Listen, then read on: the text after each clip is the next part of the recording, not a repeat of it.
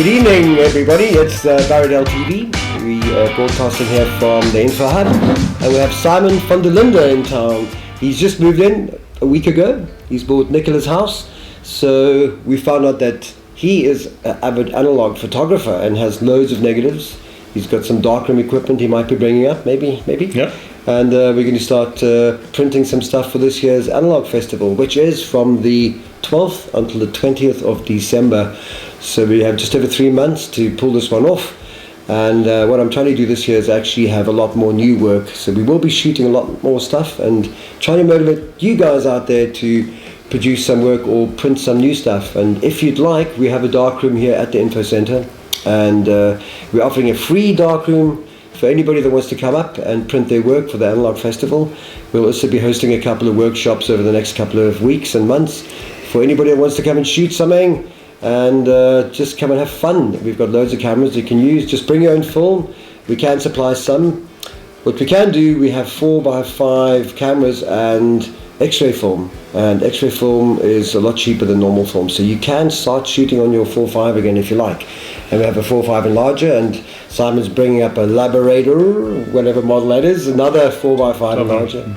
So you carry on talking. I'm talking far too much. You said it all. Well, what have you got to bring along for darkroom equipment? No, I was just saying to Graham that as someone who likes analog photography, Barrydale is a name that we all know because of that festival. So although I wasn't able to attend in the past, I'm looking forward to being involved. And analog photography is something that is really growing. I think people are... it's quite different to digital, where you can just take as many photos as you want. It's much more intentional, and there's something appealing about that. It's more, I don't know. I've moved from the digital space to analog, and now I have a pinhole camera. So it's that's going way back to the beginning. So when people talk about how sharp a lens is, I mean, I don't really want a very sharp photo anymore. I kind of want something more authentic. So I'm looking forward to being involved in some way, and that's one of the reasons why I came to Barrydale, because of this. So I might have been groundswell of analog photography. Yeah, might have been part of your actual move to Barrydale. I think so. Eh? Well, then we're going to have to make it worthwhile for you then. The festival itself is growing. We've got Jonathan Rees, who's going to be using his house this year again for an exhibition. It was in the very first Analog Festival exhibition space that had David Goldblatt's work, and some Hammonds, and myself and Tim Hopwood were in there, and then we had a room with Paul Weinberg and Rashid Lombard. Shame Rashid died this year. Rest in peace, great man.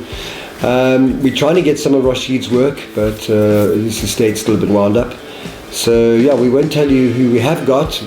Jonathan's going to be hosting an exhibition in his house again, and we have a few surprises there. Some names you will know, so wait to see who those are. We also have the Info Hub as an exhibition space if anybody needs or wants.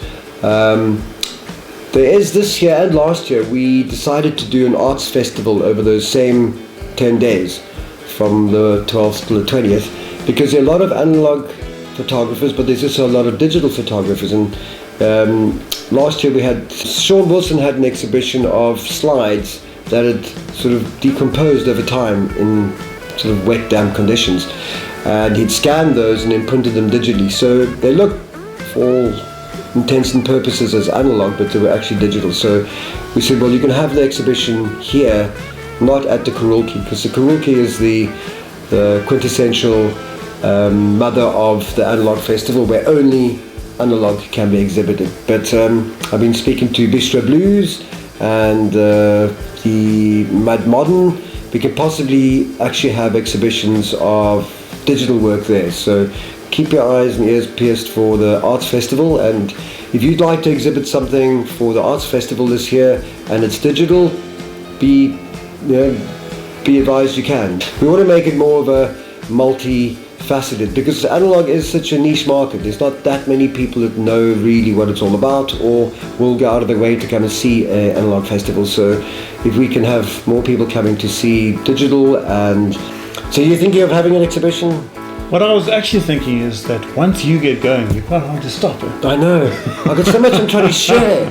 I've got all this information bottled up in me that I have to get out, because I don't put as much as I should do on the internet to tell people what's going on. But I'll shut up for a second. But so, what is your favourite type of subject matter? Is it across the range? Everything, landscapes, people? No, I think I like definitely portraiture. That's by far my favourite, in black and white. Not that I do much of it, but that's what really appeals to me. Well, this Saturday we have Jacques Theos coming up to do a fashion shoot, and it's part of my visuality photographic school, but also Upskill Barrydale, my non-profit. We trying to raise funds to be able to help some of the youth acquire some cameras and maybe some computers, so they can learn a little bit more about digital and Photoshop and film, and shooting. Shooting little movies and telling their stories, and filming maybe the stories of the elderly, capturing all those wonderful stories that are going to get lost. So yeah, all in all, there's lots happening, and we weren't going to bore you with too much more information because I am rattling off a lot. But this is just to keep everybody up to date on where we are with the Analog Festival. The poster should be up and running in the next day or so, and otherwise we are at full steam ahead with Simon behind me here. Well, next to me, should I say? Listening patiently. We're going to get stuck in and actually get some stuff done now and stop talking. All right, so thanks for being here, and we'll see you soon. Cheers.